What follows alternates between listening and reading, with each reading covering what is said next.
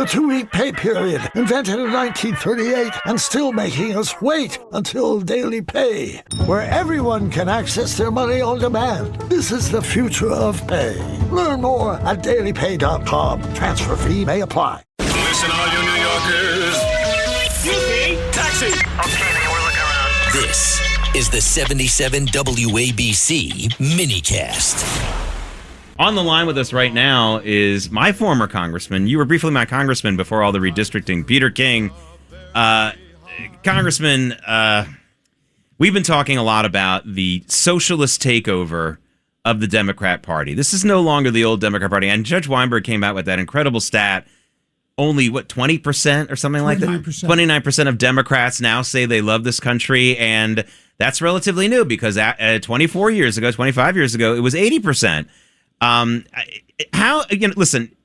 many of the actual voters do you think realize that it's no longer the old right and left anymore, that the Democratic Party now has just moved so far to the left? I mean, I don't know if the voters get it. We get it, but I don't know if they see it yet. When will they see it? Well, first of all, Jake, thanks for the intro, and I hope you voted for me when you lived in my district. But that's several years Vote ago. off. Seriously, early and often, right? Yes. I agree totally with Judge Weinberg on this. The Democratic Party, it was slowly building up this anti-American feeling, and then it just seemed to explode all of a sudden.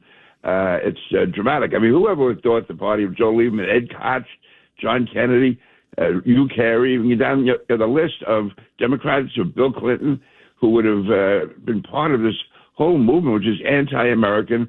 And also, and I think the Judge and I have discussed this several times, the anti-Israel, in many ways, is a cover for being anti-American, because Israel stands for so many of the same values that we do: strong defense, anti-communist, anti-left-wing, free enterprise, freedom of religion, all of these principles, and also being the only democracy in the Middle East. So they're a target.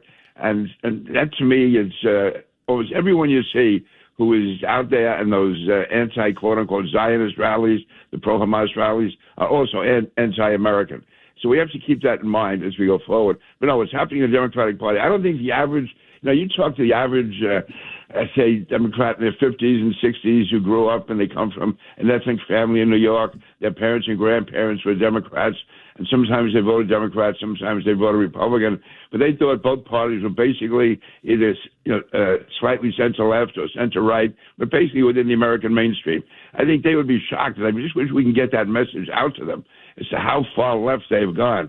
Anti-cop, anti-military, basically American values and American traditions. And listen, during the worst days, you could have had Joe Biden, you could have Bill de Blasio, you could have anyone in office, and I would never say I'm not proud of my country. I mean, the United States stands above all, it exceeds its elected officials and politicians. Peter. That's what it stands for. So I can never, ever say that I'm not 100% pro-American. Peter, don't agree with him too strongly. Now, we don't want to pump him up too much. He's a Democrat, don't forget. So. That's right. You're right, George.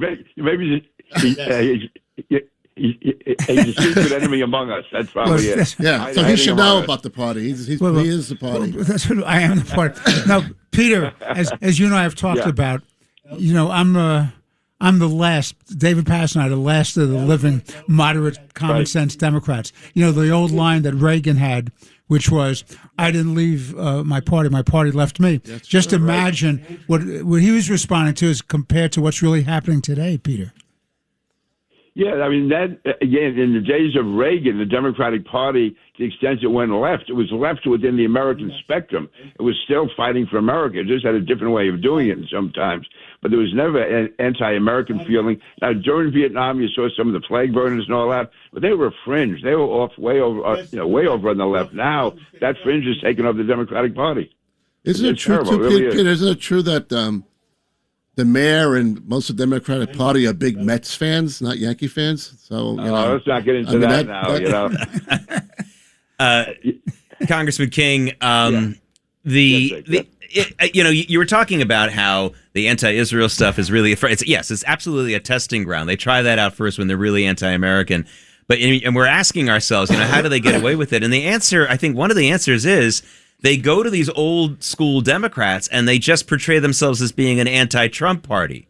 And sadly, a lot of those old school Democrats are down with that. They're fine with that. And then it helps to shield everything else. So just like the anti-Israel stuff shields their anti-Americanism, they come out with an anti-Trump message, and suddenly a bunch of Democrats who would, if they heard anything else in their platform, would be shocked, knee-jerk, say, I'll vote for them. I mean, that's how Mamdani won. I think a lot of people... What about the support for... Peter, what about the support for this character in Maine, Plattner, running against a great United States senator, a common-sense, bipartisan senator, a leader of the Senate, who you know well, Susan Collins? How do you support a guy like Plattner, who has everything against him, and yet all the Democrats are rallying behind him? You mentioned Susan Collins. My dealings with her, when I was chairman of the Homeland Security Committee, she and Joe Lieberman ran the Senate Homeland Security Committee. What a pleasure it was to work with them. The two of them, Democrat, Republican, standing for Homeland Security. They were great, yet totally pro-American. They had slightly different views on different issues, but overall, totally pro-American. Now, the Peter fact that King they would accept them, yes. Tell him the story about your sidekick from the Democratic Party when he used to leave the intelligence meeting and the Homeland Security meeting. Now the United States Senator from California. Oh, you're talking about Adam Schiff, yeah. Yes. That's, you can't get into what's discussed at the intelligence committee. Having said that, there's one example. It's been out there now. He would hear something and take it out of context and go up, and next thing you know, it's on CNN. Supposedly top secret. The example I always use is Hope Hicks, who was a top aide to President Trump before he was president. And she's there, and there's like 3 hours of testimony when they were trying to show the connection with Russia, which was total fraud. And so Adam Schiff being very that was Swalwell asked the question, I think, and Schiff was the one who leaked it. Swalwell says to Hope Hicks, "Did President Trump ever tell you to lie?" Now, I give Hope Hicks credit. She knew where they were coming from. And she said, well, only if you want to call it like a white lie. Like if somebody calls you want to talk to, you say, tell him I'll call him back later. And that was it. She said, but other than that, nothing ever important, nothing ever that affected anybody. Next thing you know, CNN is reporting top Trump aide admits she's told to lie under oath.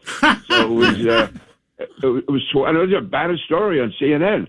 And the thing is, we're not allowed to discuss anything we hear in the Intelligence Committee. And here, within 15 minutes, it's all over national television. So remember, that was Swalwell asking the question, and Schiff was the guy that was talking about it. And between the two of them and others on that committee, that was, again, they were... It's one thing if they really thought there was something serious to those allegations, but that was just an attempt to bring down the President of the United States. And that was, when they talk about a coup, that was the real first attempted coup here in the United States. It was when Democrats, prominent Democrats, and also people like Jim Comey and John Brennan and others in that foreign policy intelligence establishment knew what they were saying was totally untrue. Listen, was Russia involved in the election? They were involved in every election. It didn't matter. It had no impact at all. The Trump people were not dealing with Russia. In fact, one example I always use is right after the election, the big expose in the New York Times was that Russia was making phone calls into Trump Tower. Yeah, they were, because they didn't know who to deal with.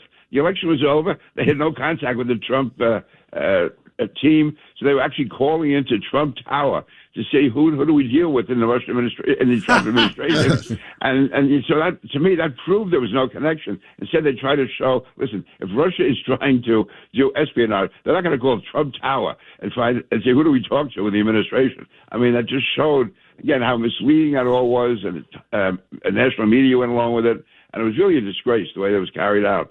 But also getting back, George, I mean, you would. Again, you're talking about people in the Democratic Party, how they've gone off. And I think that puts more of a burden on us, those of us who are Republican or conservative or certainly love America.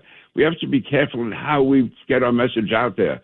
So we can't give the opposition things they can use and distort against us. Now, they're going to do it anyway, but we shouldn't give them the ammunition to use against us. We have an extra burden to live up to, unfortunately. Peter King, I don't know if you're going to laugh or cry, but you just talked about the Russia collusion hoax. Here's Barack Obama yesterday talking about how he believes in the peaceful transfer of power. Listen to this hypocrisy. Constitution. A belief in the peaceful transfer of power after the people have spoken in fair and free elections, recognizing that in a large, complicated society like ours, no group or faction gets its way 100% of the time. Yeah, and then he convened people in the White House after the Trump victory to push up the Clinton plan. Setup. The setup. Right, in the Oval Office with Brennan and the others, and he also was putting out these like mysterious things. I want all records frozen, everything kept. I want all the evidence of collusion. And he knew there was nothing there. They knew there was nothing there. And and again, this is the frustration in a way of being on the Intelligence Committee. You listen to these guys, you listen to Brennan, you listen to Comey, and you realize there was nothing behind it. But you couldn't really go out and say that. I mean, Comey would basically say, "Oh, when I saw what I saw, I couldn't believe it. We had to do this, we had to do that." And then the more you listen to him, there was nothing there. But again, that's not the way the media reported it. And now that to me was a dark moment in American history, and Barack Obama was behind it.